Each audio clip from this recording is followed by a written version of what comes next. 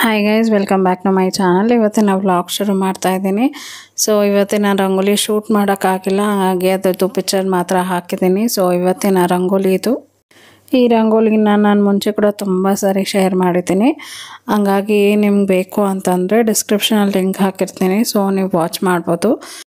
Next ನಾನು ಇಲ್ಲಿ ಒಂದು ಕುಕ್ಕರಲ್ಲಿ ಬೇಳೆ, ಹೆಸರುಬೇಳೆ, ತೊಗರಿಬೇಳೆ ಮತ್ತು ಮೈಸೂರು ಬೇಳೆ ಮೂರನ್ನು ಹಾಕ್ಬಿಟ್ಟು ನೀರು ಹಾಕ್ಬಿಟ್ಟು ಗ್ಯಾಸ್ ಮೇಲೆ ಇಟ್ಕೊತೀನಿ. ಸೊ ಇದಾದಮೇಲೆ ಈರುಳ್ಳಿ, ಟೊಮೆಟೊ ಮತ್ತು ಬೆಳ್ಳುಳ್ಳಿನ ಸುಲಿದಿಟ್ಕೊಂಡಿದ್ದೆ. ಈಗ ಒಂದು ಸ್ವಲ್ಪ ಹುಣಸೆಹಣ್ಣು ನೀರಲ್ಲಿ ಕೂಡ ಹಾಕಿ ನೆನೆ ಹಾಕ್ತಾಯಿದ್ದೀನಿ. ಸೊ ನೆಕ್ಸ್ಟ್ ನಾನಿಲ್ಲಿ ಇವತ್ತು ಮಡಿಕೆ ಪಾತ್ರೆ, ಮಣ್ಣಿನ ಪಾತ್ರೆಯಲ್ಲಿ ಅಡುಗೆ ಮಾಡ್ತಾಯಿದ್ದೀನಿ. ಸೊ ಅದಕ್ಕೋಸ್ಕರ ಒಂದು ಪ್ಯಾನ್ ಇಡ್ತಾಯಿದ್ದೀನಿ. ಲಾಸ್ಟ್ ಟೈಮ್ ಕೂಡ ನಾನು ಇದರಲ್ಲೇ ಮಾಡಿದ್ದೆ, ಹಾಗಾಗಿ ಇವತ್ತು ಇದರಲ್ಲೇ ಮಾಡೋಣ ಅಂದ್ಬಿಟ್ಟು ಸೊ ಇವತ್ತು ಪಲ್ಯ ಕೂಡ ಮಾಡ್ತಾಯಿದ್ದೀನಿ, ಬಾಳೆಕಾಯಿ ಪಲ್ಯ. ಅದಕ್ಕೋಸ್ಕರ ಆ ಕಡೆ ಕಡಾಯಿ ಕೂಡ ಇಟ್ಕೊಂಡಿದ್ದೀನಿ. ಸೊ ಇವಾಗ ಒಂಚೂರು ಎಣ್ಣೆನ ಹಾಕಿದ್ದೀನಿ. ಎಣ್ಣೆನ ಹಾಕ್ಬಿಟ್ಟು ಇವಾಗ ಒಗ್ಗರಣೆನ ಹಾಕ್ತೀನಿ. ಯೂಶ್ವಲಿ ಮಣ್ಣಿನ ಪಾತ್ರೆ ಎಲ್ಲ ಕಾಯೋದಕ್ಕೆ ಒಂಚೂರು ಟೈಮ್ ತೊಗೊಳುತ್ತೆ. ಸ್ಟೀಲ್ ಪಾತ್ರೆ ಹತ್ರ ಇಮಿಡಿಯೇಟಾಗಿ ಬೇಗ ಬಿಸಿ ಆಗಿಬಿಡುತ್ತೆ. ಸೊ ಇವಾಗ ಸ್ವಲ್ಪ ಕಾದಿದ್ದಂಗೆ ನಾನು ಸ್ವಲ್ಪ ಸಾಸಿವೆ ಮತ್ತು ಜೀರಿಗೆ ಹಾಗೆ ಸ್ವಲ್ಪ ಇಂಗನ್ನ ಕೂಡ ಹಾಕ್ತಾಯಿದ್ದೀನಿ. ಸೊ ಇದರಲ್ಲಿ ಮಾಡಿದರೆ ತುಂಬ ರುಚಿಯಾಗಿರುತ್ತೆ. ಬಟ್ ಏನಂದರೆ ಅಡುಗೆ ಮಾಡಿ ಒಂದು ಸ್ವಲ್ಪ ಹೊತ್ತಿಗೆಲ್ಲ ನಾವು ಇದನ್ನ ತೆಗೆದು ಬೇರೆ ಪಾತ್ರೆಗೆ ಶಿಫ್ಟ್ ಮಾಡ್ಕೋಬೇಕು. ಅದರಲ್ಲೇ ಬಿಟ್ಟರೆ ಅದು ಮೊಗರು ವಾಸನೆ ಬರುತ್ತೆ. ಸೊ ಹಾಗಾಗಿ ನೀವು ಮಾಡಿದ ತಕ್ಷಣ ಇಮಿಡಿಯೇಟಾಗಿ ಶಿಫ್ಟ್ ಮಾಡ್ಕೊಳ್ಳಿ. ಸೊ ನಾನು ಲಾಸ್ಟ್ ಟೈಮ್ ಮಾಡಿದ ಎಕ್ಸ್ಪೀರಿಯನ್ಸು ಅದು ಹೇಳ್ತಾ ಇದ್ದೀನಿ. ಈಗ ನಾನು ಕರ್ಬೇವಿನ ಸೊಪ್ಪು ಕೂಡ ಹಾಕ್ಬಿಟ್ಟು ಇವಾಗ ಫ್ರೈ ಮಾಡ್ತಾಯಿದ್ದೀನಿ. ಸೊ ನೆಕ್ಸ್ಟ್ ನಾನು ಇದಕ್ಕೆ ಸ್ವಲ್ಪ ಬೆಳ್ಳುಳ್ಳಿನ ಸೇರಿಸ್ತೀನಿ. ಸೊ ಯೂಶ್ವಲಿ ನಾನು ಬೆಳ್ಳುಳ್ಳಿನ ಜಜ್ಬಿಟ್ಟು ಹಾಕ್ತಾಯಿದ್ದೆ, ಇವಾಗ ಹಸಿ ಬೆಳ್ಳುಳ್ಳಿ ಬರ್ತಾಯಿದೆ ಅಲ್ಲ, ಹಾಗಾಗಿ ಸುಲಿಯೋಕ್ಕೆ ಒಂಥರ ಮಜಾ ಇರುತ್ತೆ, ಹಾಗಾಗಿ ಸುಲಿದು ಹಾಕ್ತಾಯಿದ್ದೀನಿ. ಅದು ದಪ್ಪ ಇರುತ್ತೆ ಮತ್ತು ಸುಲಿಯೋಕ್ಕೂ ಅಷ್ಟೇನು ಕಷ್ಟ ಆಗೋಲ್ಲ, ಈಸಿಯಾಗಿ ಪೀಲ್ ಆಗ್ತಾಯಿದೆ. ಹಾಗಾಗಿ ನಾನು ಬೆಳ್ಳುಳ್ಳಿನ ಹಾಗಾಗಿ ಇಡಿನೇ ಹಾಕ್ತಾಯಿದ್ದೀನಿ. ಸೊ ನೀವು ಯಾರು ಟ್ರೈ ಮಾಡಿಲ್ಲ ಅಂದರೆ ಮಾಡಿ. ಹಸಿ ಬೆಳ್ಳುಳ್ಳಿ ಇದ್ದರೆ ಸುಲಿಯೋಕ್ಕೆ ಈಸಿನೂ ಆಗುತ್ತೆ, ಬೇಕಾದ್ರೆ ನೀವು ಸುಲಿದ್ಬಿಟ್ಟು ಕೂಡ ಸ್ಟೋರ್ ಮಾಡಿ ಇಟ್ಕೋಬೋದು. ಸೊ ನೀವು ಬೆಳ್ಳುಳ್ಳಿ ಜಜ್ಬಿಟ್ಟು ಕೂಡ ಹಾಕ್ಕೊಳ್ಳಿ, ನಾನು ಹಾಗೆ ಹಾಕ್ಕೊಂಡಿದ್ದೀನಿ. ಇವಾಗ ನಾನು ಈರುಳ್ಳಿಯನ್ನು ಕಟ್ ಮಾಡಿದೆ ನೋಡಿ, ಅದನ್ನು ಇದರಲ್ಲಿ ಸೇರಿಸ್ಕೊತಾ ಇದ್ದೀನಿ. ಸೊ ಇವಾಗ ಈರುಳ್ಳಿನ ಚೆನ್ನಾಗಿ ಬಾಡಿಸ್ಕೊತೀನಿ. ಸೊ ಅಡುಗೆ ಮಾಡೋದಕ್ಕಿಂತ ಅಡುಗೆ ಏನು ಮಾಡೋದು ಅನ್ನೋದೇ ಒಂದು ದೊಡ್ಡ ಟಾಸ್ಕ್ ಆಗಿಬಿಡುತ್ತೆ. ದಿನ ಏನು ಮಾಡೋದು ಅನ್ನೋದೇ ಒಂದು ಯೋಚನೆ ಆಗಿಬಿಡುತ್ತೆ.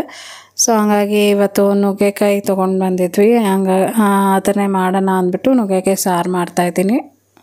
ಸೊ ಈರುಳ್ಳಿ ಬಾಡ್ತಾ ಇದ್ದಂಗೆ ನೆಕ್ಸ್ಟ್ ನಾನು ಇದಕ್ಕೆ ಟೊಮೆಟೊ ಹಾಕ್ತಾಯಿದ್ದೀನಿ. ಇಲ್ಲಿ ನಾನು ನಾಟಿ ಟೊಮೆಟೊನೇ ಒಂದು 3 ಕಟ್ ಮಾಡ್ಕೊಂಡಿದ್ದೀನಿ. ಸೊ ಒಂದು ಮೀಡಿಯಮ್ ಸೈಜ್ದು. ಈಗ ಟೊಮೆಟೊ ಒಂಚೂರು ಫ್ರೈ ಆಗ್ತಾ ಇದ್ದಂಗೆ ನಾನು ಇದಕ್ಕೆ ಉಪ್ಪನ್ನ ಆ್ಯಡ್ ಮಾಡ್ತೀನಿ. ಸೊ ಇನ್ನು ಬೇಗ ಸಾಫ್ಟಾಗಿ ಮತ್ತು ಬೇಗ ಬೇಯುತ್ತೆ ಅಂದ್ಬಿಟ್ಟು ನಾನು ಇಮಿಡಿಯೇಟಾಗಿ ಉಪ್ಪನ್ನ ಹಾಕ್ತೀನಿ. ಸೊ ಇವಾಗ ಉಪ್ಪು ಹಾಕಿದಾಗಿದೆ. ಸೊ ಕಲ್ಲುಪ್ಪನ್ನೇ ಹಾಕ್ತಾಯಿದ್ದೀನಿ. ನಾನು ಪಿಂಕ್ ಸಾಲ್ಟ್ ಕೂಡ ತೊಗೊಂಡು ಬಂದಿದ್ದೀನಿ, ಬಟ್ ಅದೇನೋ ಅಷ್ಟು ಟೇಸ್ಟ್ ಬರ್ತಾಯಿಲ್ಲ ಅಡುಗೆಗೆ ಹಾಕಿದರೆ. ಸೊ ನೀವು ಯಾರಾದರೂ ಯೂಸ್ ಮಾಡ್ತಾಯಿದ್ರೆ ಅದ್ರ ಬಗ್ಗೆ ಏನಾದರೂ ಗೊತ್ತಿದ್ರೆ ಹೇಳಿ. ಸೊ ಪಿಂಕ್ ಸಾಲ್ಟ್ ಹೆಲ್ತಿಗೆ ಒಳ್ಳೆಯದು ಅನ್ನೋದು ಅಷ್ಟು ಗೊತ್ತು, ಬಟ್ ಟೇಸ್ಟ್ ಅಷ್ಟು ಬರ್ತಾಯಿಲ್ಲ ಅಡುಗೆಗೆ.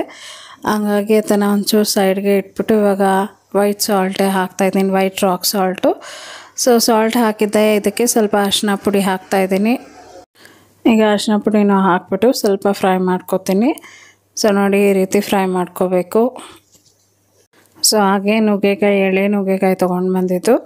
ಸೊ ಅದನ್ನೇ ನಾನು ಇವಾಗ ಇದರಲ್ಲಿ ಸೇರಿಸ್ತೀನಿ. ಸುಮಾರು ಒಂದು 3 ನುಗ್ಗೆಕಾಯಿ ನೋಡಿ ಎಷ್ಟು ಎಳೆದಿದೆ ಅಂತ ಅದನ್ನೇ ತೊಗೊಂಡು ಬಂದಿದ್ದು. ಈಗ ನುಗ್ಗೆಕಾಯಿ ಎಲ್ಲ ಹಾಕಿದ್ದೆ, ನಾನು ಇವಾಗ ಚೆನ್ನಾಗಿ ಬಾಡಿಸ್ಕೊತಾ ಇದ್ದೀನಿ. ಸೊ ಇವಾಗ ಇದಕ್ಕೆ ನಾನು ನೀರನ್ನ ಆ್ಯಡ್ ಮಾಡಿಬಿಡ್ತೀನಿ. ನುಗ್ಗೆಕಾಯಿ ಹಾಕೋಕ್ಕೆ ಮುಂಚೆ ನೀರು ಹಾಕೋಕ್ಕೆ ಮುಂಚೆ ಇವಾಗ ಸಾಂಬಾರು ಪೌಡ್ರು 2 ಸ್ಪೂನ್ ಹಾಕ್ತಾಯಿದ್ದೀನಿ. ಸೊ ಅದು ನುಗ್ಗೆಕಾಯಿಗೆಲ್ಲ ಉಪ್ಪು ಖಾರ ಹಿಡಿಬೇಕು ಅಂದ್ಬಿಟ್ಟು ಒಂದು 2 ಸ್ಪೂನ್ ಮಾತ್ರ ಹಾಕ್ತಾಯಿದ್ದೀನಿ.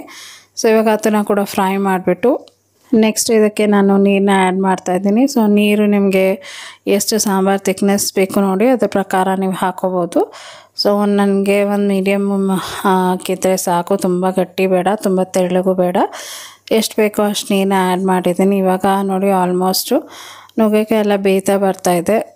ಸೊ ನುಗ್ಗೆಕಾಯಿ ಕೂಡ ಸೇರಿಸಿ ಕುಕ್ಕರಲ್ಲಿ ಹಾಕಿ ಒಂದು ವಿಸಿಲ್ ಕೊಡ್ಬೋದು, ಬಟ್ ಬೇಳೆ ಬೇಯಿಸೋಕ್ಕೆ ನಾನು 3 ವಿಸಿಲ್ ಕೊಡ್ತೀನಿ. ಅಷ್ಟೊತ್ತಿಗೆ ನುಗ್ಗೆಕಾಯಿ ಕೂಡ ಪೇಸ್ಟ್ ರೀತಿ ಹಾಕ್ಬಿಡುತ್ತೆ, ಹಂಗಾಗಿ ನಾನು ಕುಕ್ಕರ್ಗೆ ಹಾಕಲ್ಲ. ನುಗ್ಗೆಕಾಯಿ ಮಾತ್ರ ಈ ರೀತಿ ಸಪ್ರೇಟಾಗಿ ನಾನು ಬೇಯಿಸ್ಕೊತೀನಿ. ಸೊ ನೋಡಿ ನುಗ್ಗೆಕಾಯಿ ಎಲ್ಲ ನೀಟಾಗಿ ಬೆಂದಿದೆ. ಇವಾಗ ನಾನು ಇದಕ್ಕೆ ಬೇಳೆನ ಆ್ಯಡ್ ಮಾಡಿಬಿಡ್ತೀನಿ.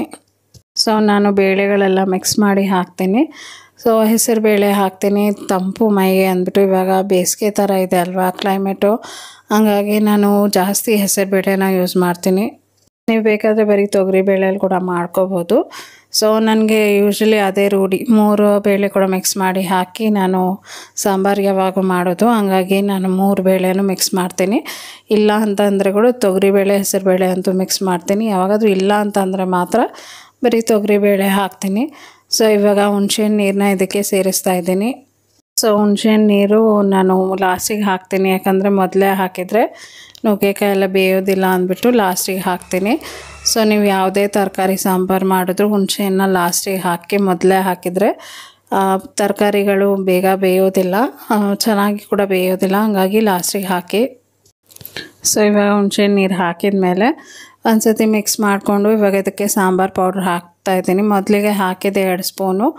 ಸೊ ಅದು ಸಾಕಾಗಲ್ಲ, ಯಾಕಂದರೆ ಬೇರೆ ಖಾರ ಏನು ನಾನು ಹಾಕ್ತಾಯಿಲ್ಲ, ಹಂಗಾಗಿ ಇನ್ನೊಂದು 3 ಸ್ಪೂನಷ್ಟು ಸಾಂಬಾರು ಪೌಡ್ರು. ಸೊ ನಾನು ಮಾಡಿರುವಂಥ ಸಾಂಬಾರು ಪೌಡ್ರು ಹೋಮ್ ಮೇಡ್ ಇದು, ಅಷ್ಟೇನು ಖಾರ ಇಲ್ಲ, ಹಂಗಾಗಿ ನಾನು ಜಾಸ್ತಿ ಬಳಸ್ತೀನಿ. ಸೊ ಇವಾಗ ಸಾಂಬಾರು ಕುದಿಯೋಕ್ಕೆ ಬಿಡ್ತೀನಿ. ಅಷ್ಟೊತ್ತಿಗೆ ನಾನು ಈ ಕಡೆ ಬಾಳೆಕಾಯಿನ ಕೂಡ ಚಾಪ್ ಮಾಡ್ಕೋತೀನಿ. ಸೊ 2 ಬಾಳೆಕಾಯಿ ತೊಗೊಂಡು ಬಂದಿದೆ. ನನಗೆ ಯೂಶ್ವಲಿ ಸಾಂಬಾರು ಮಾಡಿದಾಗ ಬಾಳೆಕಾಯಿ ಫ್ರೈ ಬೇಕು ಅಥವಾ ಆಲೂಗಡ್ಡೆ ಫ್ರೈ ಆದರೂ ಬೇಕು. ಸೊ ಹಂಗಾಗಿ ನಾನು ಪ್ರಿಫರ್ ಮಾಡ್ತೀನಿ ಜಾಸ್ತಿ, 2ರಲ್ಲಿ ಯಾವುದಾದ್ರೂ ಒಂದು ಮಾಡೇ ಮಾಡ್ತೀನಿ. ಇವಾಗ ಬಾಳೆಕಾಯಿನ ತೊಗೊಂಡಿದ್ದೀನಿ. ಇವಾಗ ಅದನ್ನೆಲ್ಲ ನಾನು ಚಾಪ್ ಮಾಡಿಬಿಟ್ಟು ನೀರಲ್ಲಿ ಹಾಕ್ಬಿಡ್ತೀನಿ. ಬಾಳೆಕಾಯಲ್ಲಿ ತುಂಬ ವೆರೈಟೀಸ್ ಮಾಡ್ಬೋದು. ನೀವು ಬೇಕಾದರೆ ಫಿಶ್ ಫ್ರೈ ಮಸಾಲೆ, ಫಿಶ್ ಸಾರು ಮಾಡ್ತಾರೆ ನೋಡಿ, ಅದೇ ಮಸಾಲೆಯಲ್ಲಿ ಈ ಬಾಳೆಕಾಯಿನ ಕೂಡ ಹಾಕ್ಬಿಟ್ಟು ಮಾಡ್ಬೋದು. ಫಿಶ್ ರೀತಿಯೇ ಕಟ್ ಮಾಡಿಕೊಂಡು ಮಾಡ್ಬೋದು, ತುಂಬ ಚೆನ್ನಾಗಿರುತ್ತೆ. ಯಾವಾಗಾದರೂ ಮಾಡಿದರೆ ನಾನು ನಿಮ್ಮ ಜೊತೆ ಶೇರ್ ಮಾಡ್ತೀನಿ. ಮತ್ತು ಬಾಳೆಕಾಯಿನ ತವಾ ಫ್ರೈ ಕೂಡ ಮಾಡ್ಬೋದು. ಸೊ ನಾವು ಫಿಶ್ ಫ್ರೈ ಹೇಗೆ ಮಾಡ್ತೀವಿ ನೋಡಿ, ಅದೇ ರೀತಿ ಫಿಶ್ ಶೇಪಲ್ಲಿ ಕಟ್ ಮಾಡಿಕೊಂಡು ಇದನ್ನು ತವಾ ಫ್ರೈ ಮಾಡ್ಬೋದು. ಸೊ ನಾನು ಒಂದು ಲಾಸ್ಟು ವೀಡಿಯೋಸಲ್ಲಿ ಹಾಕಿದ್ದೀನಿ ಅನ್ಕೋತೀನಿ, ಒಂದು 3-4 ಮಂತ್ಸ್ ಬ್ಯಾಕು ಅದರಲ್ಲಿ ಮಾಡಿದ್ದೀನಿ. ರಸಮ್ ಜೊತೆಗೆ ಮಾಡಿದ್ದೀನಿ, ತುಂಬ ಟೇಸ್ಟಿಯಾಗಿತ್ತು. ಸೊ ನೀವು ಯಾರಾದರೂ ಟ್ರೈ ಮಾಡೋಂಗಿದ್ರೆ ಒಂದು ಸತಿ ಟ್ರೈ ಮಾಡಿ ನೋಡಿ. ಇವಾಗ ಬಾಳೆಕಾಯಿನ ಕಟ್ ಮಾಡಿದ್ದೆ ನಾನು ನೀರಲ್ಲಿ ಹಾಕಿಟ್ಕೊಂಡೆ, ಇಲ್ಲಾಂದರೆ ಕಪ್ಪಗಾಗಿಬಿಡುತ್ತೆ ಅಂತ. ಈ ಕಡೆ ಸಾಂಬಾರು ಕುದಿ ಬರ್ತಾಯಿದೆ. ಸೊ ಸಾಂಬಾರನ್ನ ತೆಗೆದು ಒಂದು ಸೈಡಿಗೆ ಇಟ್ಬಿಡ್ತೀನಿ. ಒಂದು ಸ್ವಲ್ಪ ಟೇಸ್ಟ್ ನೋಡ್ತೀನಿ, ಉಪ್ಪು ಖಾರ ಎಲ್ಲ ಸರಿ ಇದೆಯಾ ಅಂದ್ಬಿಟ್ಟು. ಸೊ ಸರಿ ಇದ್ದರೆ ನಾನು ಒಂದು ಸೈಡ್ಗೆ ಇಟ್ಬಿಡ್ತೀನಿ. ಸೊ ಇದು ಸೈಡಿಗೆ ಇಟ್ಟ ಮೇಲೆ ಕೂಡ ಸಾಂಬಾರು ಇದೇ ರೀತಿ ಕುದೀತಾ ಇತ್ತು. ಗ್ಯಾಸ್ ಆಫ್ ಮಾಡಿದ ಮೇಲೆ ಕೂಡ ಬಿಸಿ ಬೇಗ ತಣ್ಣಗಾಗಿಲ್ಲ. ಇದೇ ಬೇರೆ ಪಾತ್ರೆ ಆದರೆ ಇಮಿಡಿಯೇಟಾಗಿ ತಣ್ಣಗಾಗಿಬಿಡುತ್ತೆ.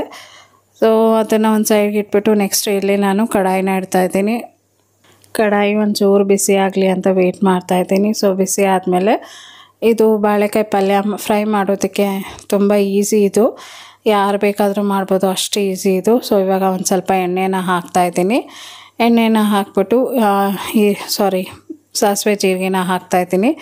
ಅದು ಈರುಳ್ಳಿ ಅಂತ ಹೇಳಿ ಈರುಳ್ಳಿನೇ ಬರುತ್ತೆ ಬಾಯಿಗೆ. ಸೊ ಇವಾಗ ಸಾಸಿವೆ ಹಾಕ್ಬಿಟ್ಟು ಜೀರಿಗೆನ ಹಾಕ್ತಾಯಿದ್ದೀನಿ.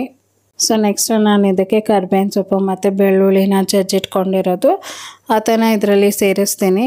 ಸೊ ಈ ರೀತಿ ಮಾಡಿ ನೋಡಿ, ತುಂಬ ಚೆನ್ನಾಗಿರುತ್ತೆ. ಬರೀ ಇದಕ್ಕೆ ಅಂತಲ್ಲ, ಆಲೂಗಡ್ಡೆ ಕೂಡ ಹಾಕ್ಬೋದು, ಬಟ್ ಬೆಳ್ಳುಳ್ಳಿ ಹಾಕಬೇಡಿ. ಸೊ ನಿಮಗೆ ಬೆಳ್ಳುಳ್ಳಿ ಫ್ಲೇವರ್ ಇಷ್ಟ ಆದರೆ ಹಾಕ್ಕೊಳ್ಳಿ, ಚೆನ್ನಾಗೇ ಇರುತ್ತೆ. ತುಂಬ ಜನ ತಿನ್ನೋದಿಲ್ಲ ಹಾಕಿದರೆ, ನಮ್ಮ ಮನೆಯಲ್ಲಿ ಯಾರೂ ತಿನ್ನಲ್ಲ, ನಾನು ಮಾತ್ರ ತಿನ್ನೋದು, ಅದಕ್ಕೆ ಬೆಳ್ಳುಳ್ಳಿ ಜಜ್ಜಿ ಹಾಕೋತೀನಿ. ಸೊ ಇವಾಗ ಬೆಳ್ಳುಳ್ಳಿನೆಲ್ಲ ಹಾಕಿದ ಮೇಲೆ ಇವಾಗ ಬಾಳೆಕಾಯಿನ ಇದರಲ್ಲಿ ಹಾಕ್ತಾಯಿದ್ದೀನಿ.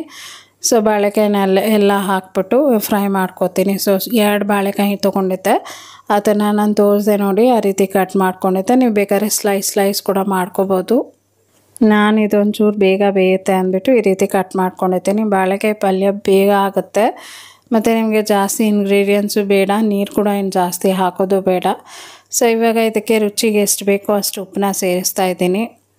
ಇದಕ್ಕೆ ನಾನು ಪುಡಿ ಉಪ್ಪನ್ನ ಬಳಸ್ತಾ ಇದ್ದೀನಿ, ಕಲ್ಲುಪ್ಪು ಹಾಕ್ತಾಯಿಲ್ಲ. ಯಾಕಂದರೆ ನಾನು ನೀರೇನೋ ಹಾಕೋದಿಲ್ಲ, ಹಂಗಾಗಿ ಕಲ್ಲುಪ್ಪು ಹಾಕಿದರೆ ಕರ್ಗೋದಿಲ್ಲ, ಅಲ್ಲಲ್ಲೇ ಬಾಯಿಗೆ ಸಿಕ್ಕುತ್ತೆ ಅಂದ್ಬಿಟ್ಟು ಪುಡಿ ಉಪ್ಪನ್ನೇ ಹಾಕ್ತಾಯಿದ್ದೀನಿ. ನೆಕ್ಸ್ಟು ಸ್ವಲ್ಪ ಅರಿಶಿನ ಪುಡಿನ ಹಾಕ್ತಾಯಿದ್ದೀನಿ.